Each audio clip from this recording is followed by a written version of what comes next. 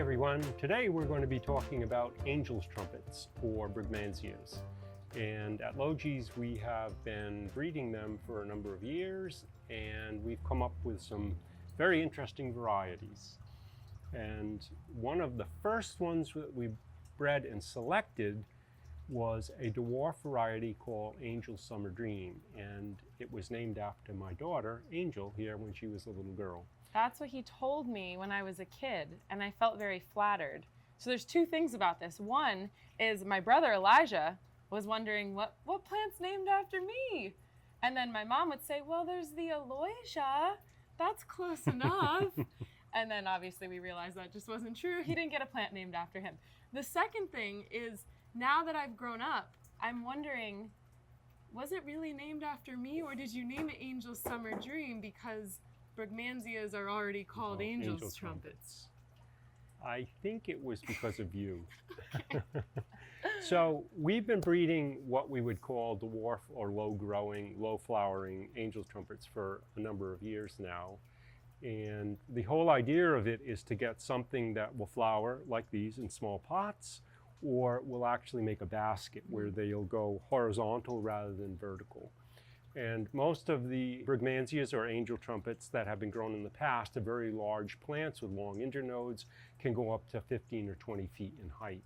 And so we've shortened these down to the point where many of these work very well as basket plants, or they can be used as upright plants, but they don't grow through the roof or get really large for you. So the first one you hybridized was the Angel Summer Dream. Yes. And do we have that here? Yes, right here. Okay. So actually, this one, you can see it's actually started to break here from a young cutting. There's 2 leads, and that means that it's reached its height, and now it's going to go more horizontal than vertical. This is its height?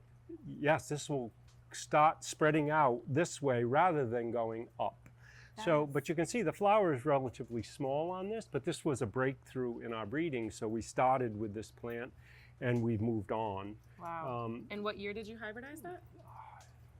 It's been about 12 years, maybe 15 years ago. But every year we do crosses, and then every summer we trial them, 400 to 500 plants, and maybe we get 1 or 2 out of that breeding program. That's worth something. Some of the others that we have, this is another one called Pink Pastel, and you can see it's a very small flower. Now, small flowers obviously are not as popular as the large blooms, but this plant is much like Angel Summer Dream in that it goes horizontal and it has so many blooms. We have a basket of this that's in the longhouse here that has never been out of flower. Yep. Yeah, it went right through the winter with blooms in the dark days of winter here in New England. And you can see where this grew up, and it just immediately started to go into flower. And that's a nice one to have in the longhouse too, in that basket, because in the winter there are customers still here when it's getting dark out, because the sun sets early and the fragrance starts to really come out. Yes, that's another thing about Brugmansias, is they're so fragrant at night. They just fill greenhouses, houses, gardens, whatever they are once they're in bloom. And you know, really delightful flowers. These other 2 are sort of intermediate growers. This one here is named Angel's Lemon Zest, and yes, it was named after you too.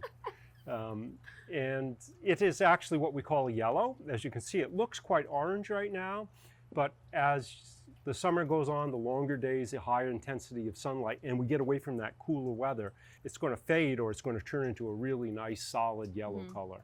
One thing about Brugmansias is they're high elevation plants, so they were originally are from the Andes Mountains, and some can take it hotter than others, and some actually need it quite cool.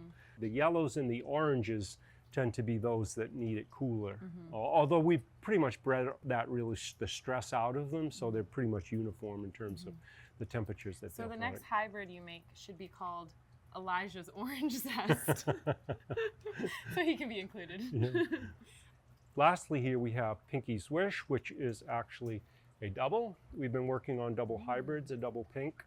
And it's very pendulous, as you can see. It's extremely free flowering. Obviously, we choose for heavy blooming. This is, as I mentioned, an intermediate size, but it has these very large double pink flowers. And if you notice it, it really hangs down. It hangs down more than this one, and then this one. And actually this one is more of an outward growing one. This is from the species versicolor, which is a very pendulous variety. It's been a very free bloomer for us, really makes a great show, and of course it has its delightful fragrance. And how did you come up with a name for this one? When we try to name things, then we all start throwing names out. And I think that your one mom finally sticks. Yeah, I think your mom probably pulled that one out of the hat. I like that. I love the name. There you have it. They're very easy plants to grow. They're great garden plants. They can be wintered over in cellars without any light. So you can grow them for many years in the same container and used in the same way.